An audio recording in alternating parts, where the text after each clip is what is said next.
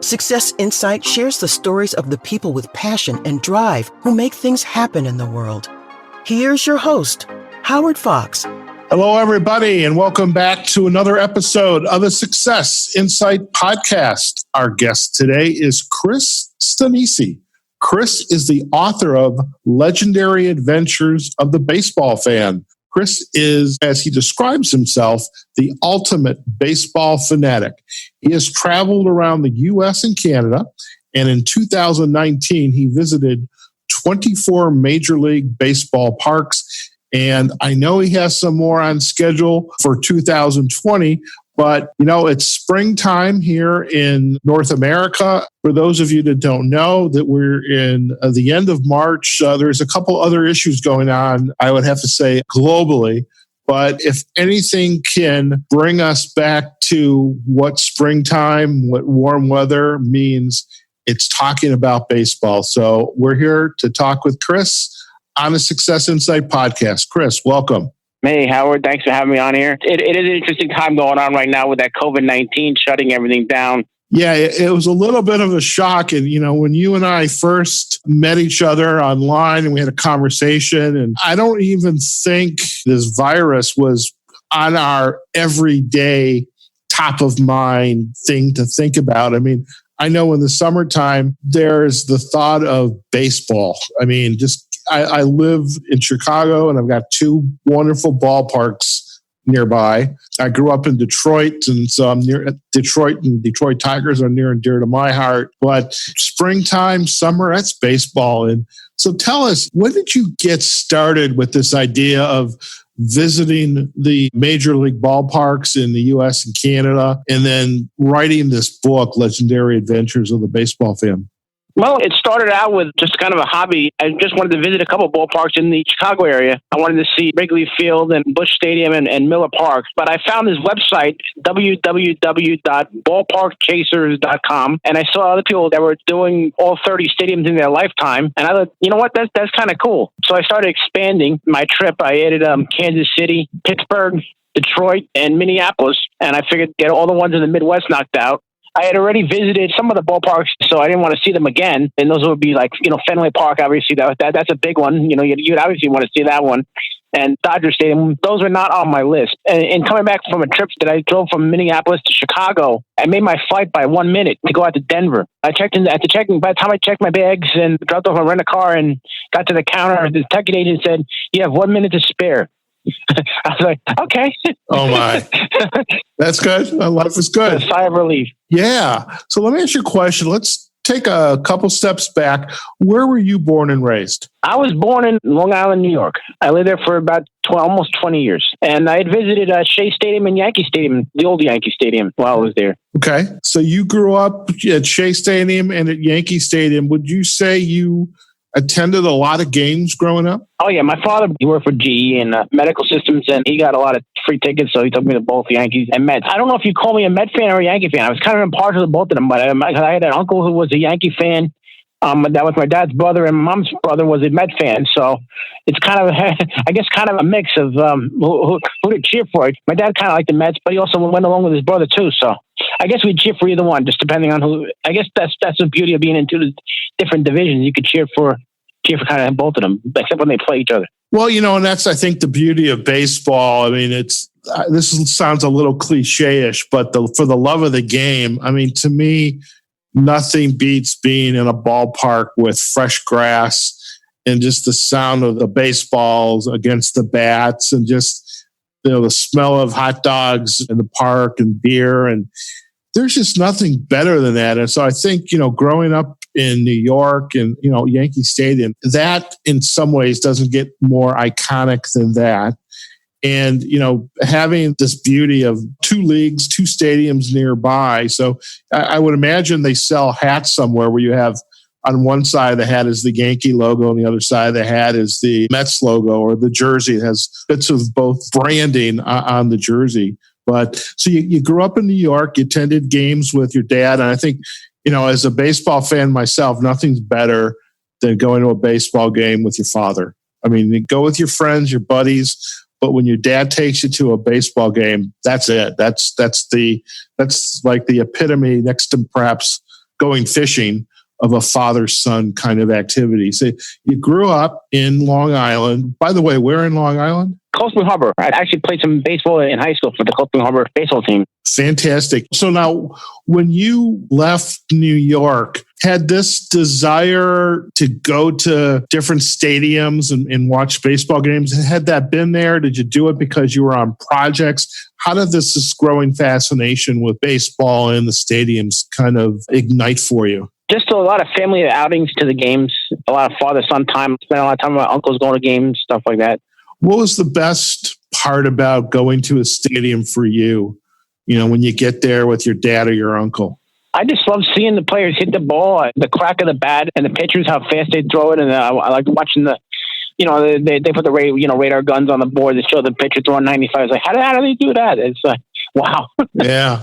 Some of them are now getting into the hundreds. It's like, oh my God, how fast does your hand speed have to be to catch up to a baseball going 100 and something miles an hour? I can ride 60 feet away from you. That is kind of amazing. I think the players are getting bigger, and that 60 feet is getting a little bit smaller in a way. So when did this idea of the book, Legendary Adventures of the Baseball Fan, when did that start to materialize for you? My friend Robert down in Tampa, we went to school at USF, the two of us, and he saw some of the photos I was sending him from the different ballparks, and he liked the idea that they be put into books. He said, you know what, this is more than just photos.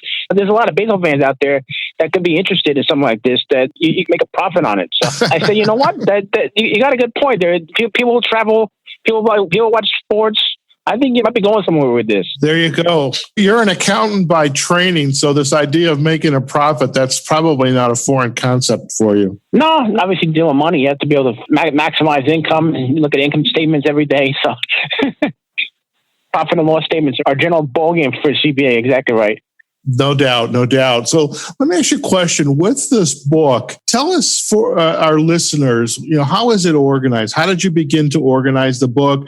Was it just you working on it? Did you get help with it? Tell us a little bit about the structure of the book.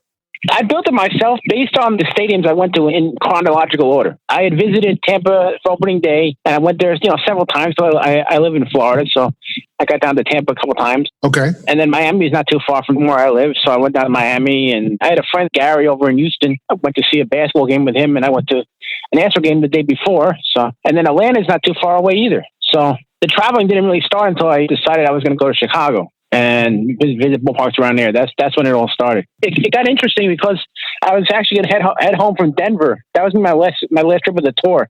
I was going to head home from Denver and not see the other stadiums out on the West Coast. But I overslept my flight, and I was looking at the stadiums, and I saw that all the teams out west that I had not seen. I mentioned earlier I had seen the LA Dodgers, so all the others had home games that I could see and get a red eye back from Seattle into Tampa. So it all worked out for the better that I actually overslept my flight coming back from Denver to Florida. Well, Providence favors the fortunate and good timing, no doubt about that. So with the book, how did you construct the chapters? Is each chapter one of the stadiums in the city? Is it a lot of pictures that you took while you were there? What is included in each one of those chapters?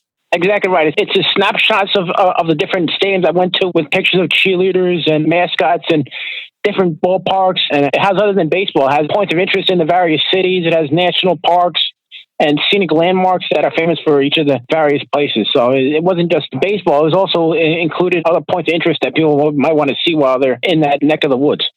Gotcha. And I am curious, as you were going off making these trips to the stadiums, how did your loved ones feel that, you're going to be gone for a little bit and going to go see some baseball elsewhere? They didn't realize how long some of the trip would be, but they held the fort back at home for me pretty well. I have a good wife that was in support of my travels and thought that would be a good idea for me to get away and do that. And I probably wouldn't have done it, except I had an unfortunate accident. Some driver hit me while I was riding a bicycle. I won a settlement from the insurance company that paid me money that allowed me to take this trip. But even still, I had to minimize costs by, going to Airbnbs and, trying to cut costs on the trip to keep the expenses down. Gotcha. Now, do you have, so you've got your wife, anybody else in the family? I have an 8-year-old daughter. 8-year-old daughter. Now, have you done a father-daughter baseball game yet? My wife said she's not ready for that yet. She's autistic and a little delayed, so maybe 2 or 3 years she'll be ready for a baseball game. Sounds good. So I'm curious too, is the stadiums that you have visited so far, is there one in particular like, oh, this was an amazing experience, or the people were so nice, or the food was so good? Is there 1 or 2 stories perhaps about this adventure that really kind of stand out for you? Absolutely. I love Denver because of the sunsets over the Rocky Mountains. It's just an incredible view to see the sunburst as the sun goes down. So I really enjoyed Coors Field in Denver. Obviously, the friendly confines of Wrigley Field, with the ivy and just how old the ballpark is, that made it pretty amazing. And then for 2 of the modern ones, I would recommend PNC Park on the confluence of the 3 rivers in Pittsburgh. That's just a kind of an interesting experience there. And McCovey Cove in San Francisco with Oracle Park. Those would be my top 4. And then if I had to pick a 5th one, I would probably say St. Louis's Busch Stadium, just because the crowd, fans support the teams very well in both St. Louis and Chicago, which is pretty cool. Excellent. Now, since I'm going to be out in Vegas, hopefully, knock on wood, in the next, well, I won't say weeks, let's just say months. In Denver, it's not too far away. So when you're in Denver and you want to see the sunset over the Rockies, where am I in the stadium, and what's the best time of day to see that? Right at sundown, and you want to climb up to the top of the stadium in center field. So center field, top of the stadium, and definitely it's got to be a late afternoon, early evening, probably an early evening game, I would imagine. Yes, yeah, exactly right. Correct. All right. So that is now, Chris, on my bucket list. I'm going to do that because the wonderful thing about being in Vegas, it's kind of like Chicago. It's, you can get to St. Louis, I suppose Cincinnati, Milwaukee, Detroit, all within, say, 5 to 6 hours. And so Las Vegas is not so bad either. I can get over to Phoenix. I can get to LA, a little bit longer to get to Denver, but I've always wanted to go to the Coors Field in Denver. So that's going to be on my list too. What's up for you in 2020? So God willing, we are going to be having baseball games and be able to visit those stadiums. But where do you intend to go in 2020 when we're able to enjoy a baseball game again? I want to finish my 30 ballparks. I want to see Phoenix and brand new ballpark they just built in Dallas. And that would give me 30. Those 2 for sure. Then maybe some minor league facilities. I want to see the Nashville Sounds AAA team and maybe Charlotte AAA. So Nashville and then Charlotte. Remember when the movie Bull Durham came out? Yes, I did. I saw that. That was a great movie. Actually, I was in Raleigh-Durham last year as well. I saw a AAA game in Durham, the Durham Bulls. Fantastic. I actually was dating a woman when I was working on a project out in Virginia. We actually went to a Durham Bulls game. I remember buying a tank top for that. So that was definitely a great opportunity. And where was it? Up in Scranton, Pennsylvania. Scranton Wilkes-Barre, yeah. They think, I'm not sure who their affiliation is. I think it's the Yankees, but yeah, Scranton Wilkes-Barre. Yeah, I think it was like they're called like the Bruins or something like that. But I remember that. I have, grew up in Detroit, never did get to the Toledo Mudhens. But I'll tell you what, when we are able to see baseball again and you are planning that trip to Phoenix, let me know and I'll do my best. I'll come down there and watch a game with you. That'd be amazing. So, Chris, before we head out today with thoughts of baseball and hot dogs and just kind of like you say, it's the crack of the bat, the smell of the grass, just watching those players and, just taking in the game. If our listeners would like to learn more about you and the book, where's the best places for them to go to do that? My LinkedIn page, the publishing company, Exlibris put together a website called authorstanisci.com. Okay, and we've got the Amazon page for the book as well. So we'll provide the links back for our listeners on the website, authorstanisci.com, the author page and the book page on Amazon as well as on LinkedIn. And, Chris, I appreciate you coming on to the show today just to talk baseball because for me, I think next to the sound of the Cardinal, and I've shared this before with other guests, so it may be a little foreign to you, but there's something about springtime. And when the Cardinals show up in my parking lot area, we've got a lot of trees. that's how I know spring is right around the corner. And I think the next reason I know spring and summer are here is it's baseball season. And, in my mind, there's nothing better than that. So listen, I appreciate you coming on the Success Insight podcast today to talk about your book and this adventure of visiting the parks. And, I wish you good health, you and your family good health, and definitely hope that you get to see those final parks and can complete this journey of yours. Thank you so much for having me on. Fantastic. All right, folks, we have just been chatting with Chris Stanisci. He's the author of Legendary Adventures of the Baseball Fan. This is a self-published book, about his travels around to some of the most iconic baseball parks, or in fact, all the baseball parks for that matter, some of which are very iconic here in North America, US and Canada.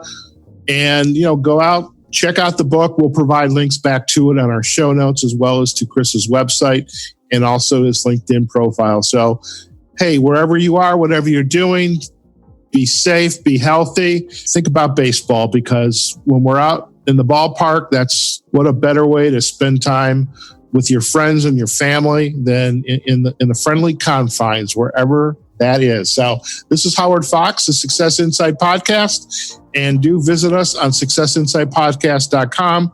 We're on Facebook, LinkedIn, Twitter, Pinterest, YouTube, and also you can hear this podcast episode on all of the or most of the podcast players like iHeartRadio, Spotify, and Apple Podcasts, Google Podcasts. So we hope you enjoyed today's episode. Do let us know. In the meantime, go out there, have a healthful and phenomenal day.